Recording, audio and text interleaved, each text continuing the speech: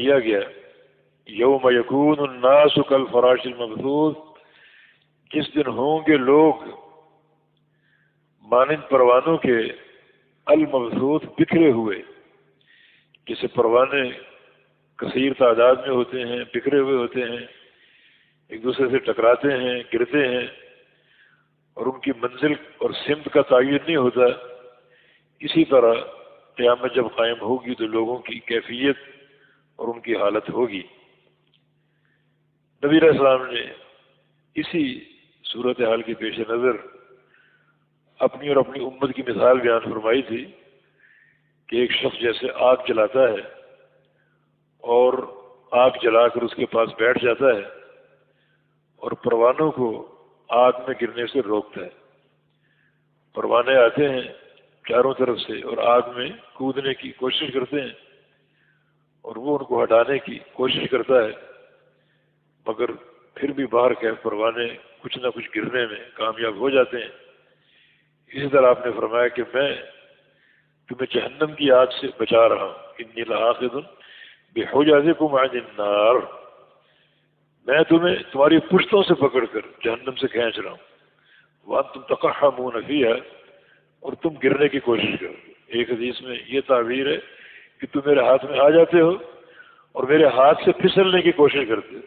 اور پھسل کر جہنم میں گر جاتے ہو۔ مراد پوری امت، تو جہنم کا علاوہ روشن ہے، اور نبی علیہ السلام نے جو دین پیش کیا، احکام اور فرامین واضح کیے، وہ اس جہنم سے بچانے کے لیے اور لوگوں کو جہنم سے کھینچنے کے لیے۔ دین موجود ہے مگر پھر بھی تم گرنے کی کوشش کرتے ہو، مانا اس دین کو اختیار نہیں کرتے اور جہنم کا لقمہ بن جاتے ہو۔ تو آپ صلی اللہ علیہ وسلم نے اسی مثال سے اس آیت کو مزید واضح کیا ہے کہ یوم یکون الناس کالفراش المبثوث، کہ اس دن ہوں گے لوگ بکھرے ہوئے پروانوں کی مانند، وتکون الجبال کالعہن المنفوش، اور ہوں گے پہاڑ جو بڑے بلند و بالا ہیں، بڑی بڑی چوٹیاں، لیکن جب قیامت قائم ہوگی تو کیسے ہوں گے؟ کالعہن المنفوش، وہ روئی کی مانند ہوں گے، العہن روئی کی مانند ہوں گے، المنفوش جسے دھنا جاتا ہے۔ ایک منظر کبھی آپ نے دیکھا ہو کہ روئی جب اس کو دھنا جاتا ہے اور اس پر کوئی ڈنڈا وغیرہ مارا جاتا ہے تو روئی کے ذرے اوپر کو اڑتے ہیں، یہ ہے کالعہن المنفوش۔ بڑے بڑے پہاڑ ان ذروں کی طرح، جیسے روئی جب دھنکی جاتی ہے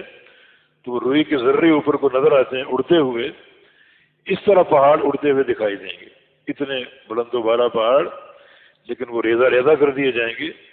اور روئی دھنکی ہوئی روئی کے ذرات کی طرح اڑیں گے اوپر کو۔ وتکون الجبال کالعہن المنفوش، اور ہوں گے پہاڑ دھنی ہوئی روئی کی طرح۔ منفوش میں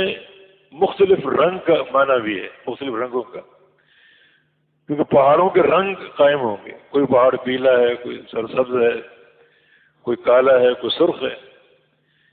یقیناً آپ نے دیکھے ہوں گے ایسے پہاڑ، تو رنگ ان کے ہوں گے، انہی رنگوں کی روئی محسوس ہوگی، روئی کے ذرے چھوٹے چھوٹے، جب اس کو دھنا جائے اور ضرب سے روئی کے ذرے اوپر کو اڑتے ہیں، یہ پہاڑوں کا منظر ہوگا، اپنے اپنے رنگ پر قائم ہوں گے اور چھوٹے چھوٹے ذروں کی طرح اوپر کو اڑیں گے، اور اللہ رب العزت ان کو ریزہ ریزہ کر دے گا۔